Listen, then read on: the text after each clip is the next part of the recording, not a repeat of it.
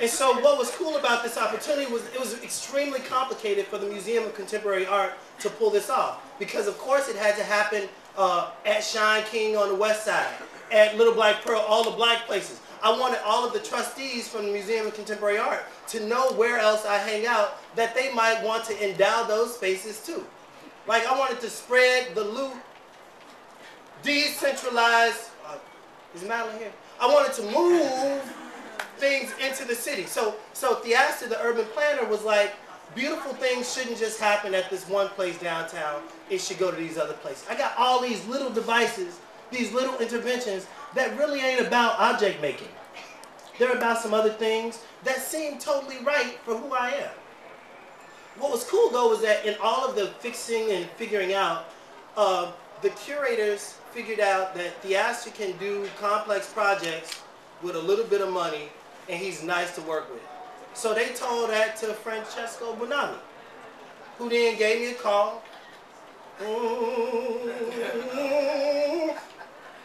Right? And these materials that had gone from 20 years at Wrigley's Chewing Gum with rat shit all over them, had gotten cleaned up, moved to a space where nobody knew who I was or what the material was, to the Museum of Contemporary Art in 2009, to the Whitney in 2010. God damn it, I think we redeemed the material.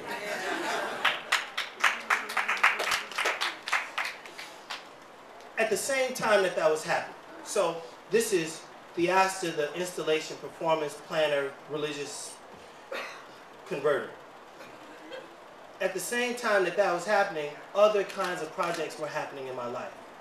I was invited by the Pulitzer to respond to Gordon Matta Clark in St. Louis, in the hood. I thought that I would go past these buildings that look like, you know, they look like dollhouses. I was gonna do a Matta Clark. I was like, this is very easy. I'm gonna take a section of the building, a bigger section than Gordon's, and I'm gonna crane it. Anyway, the kids that I started working with were like, Theaster, you know, things leave here. Some of y'all heard the story. I decided to try to rebuild some of these buildings in St. Louis. So what was needed of this project in St. Louis wasn't another Gordon Matta Clark device.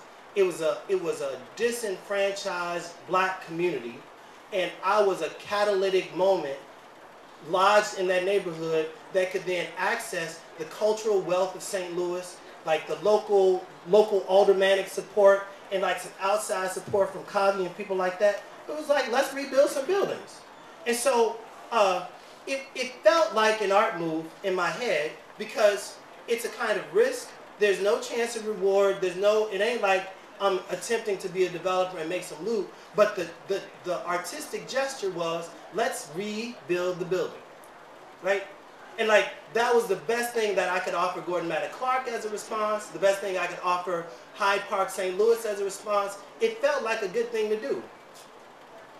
What we found was that in Hyde Park, there was money for renovating buildings, historic tax credits, new market, this is Theaster, urban plan, new market tax credits, and these white developers were coming in really excited about Hyde Park, St. Louis because they could make money renovating these buildings. They didn't really care about who lived in them, right? That ain't their job. And they didn't care about like the development of like a cultural, social, spiritual sphere that would like actually help the thing move from just a neighborhood full of dwellers to a neighborhood that was like a real rich neighborhood.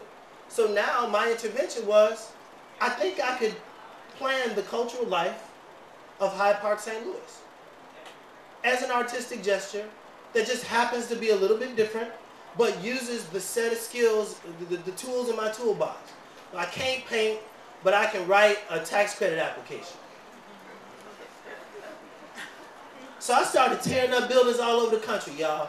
I was like, every place somebody invited me, I thought there has to be a way that I could couple my love of materials, my love of the built environment with the needs that people have in real places. I'm not constantly preoccupied with the needs of other black people, but I'm sometimes preoccupied with it. And if I can make the decision, like if I get a check for $50,000,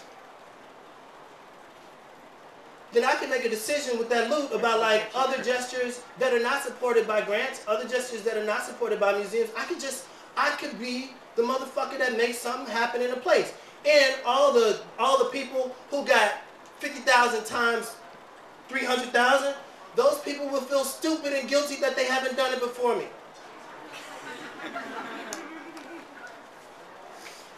And so I keep trying to move between these spaces that are like modest, humble, meek, because I'm arrogant and dominant and overwhelming and extroverted and self everything. So I keep trying to be a monk. I keep trying to be a preacher. Trying to be last.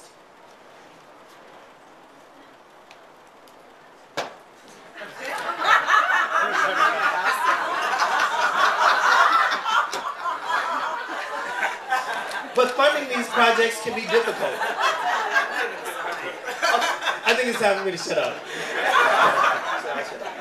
So anyway, I'm gonna run through, now that the R is off the wall. You're bringing down the house. It went from arm to am. I am. Y'all see the I am? I am. That's the Lord talking, y'all. I am.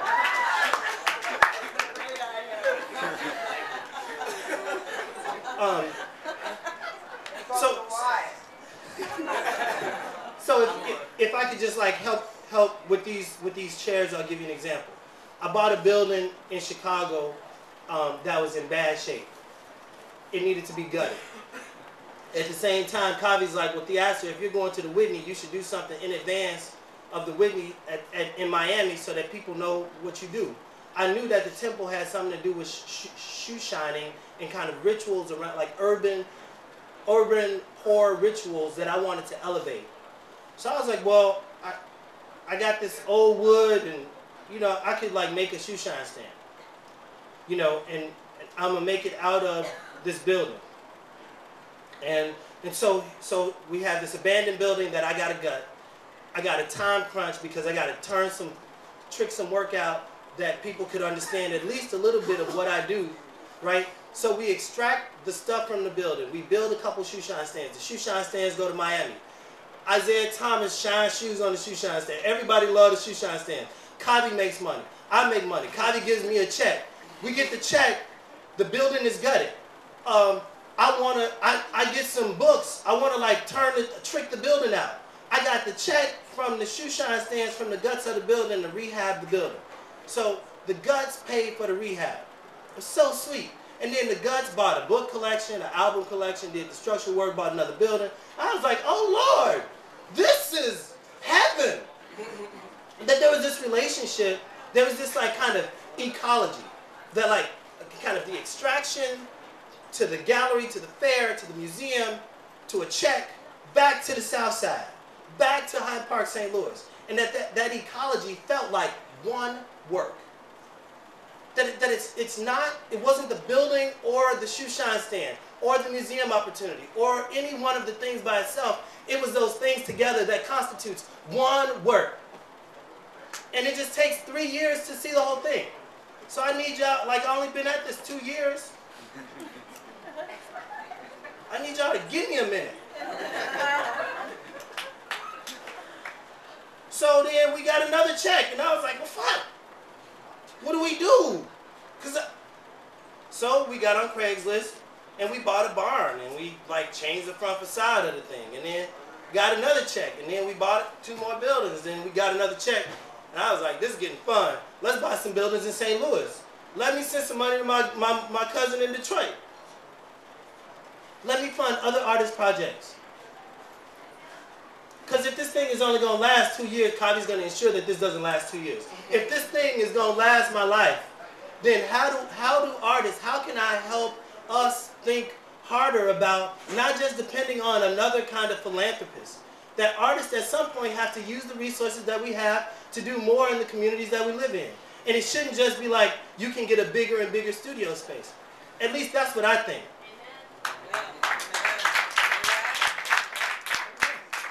So this is what the building looked like, you know, when I ain't had no money.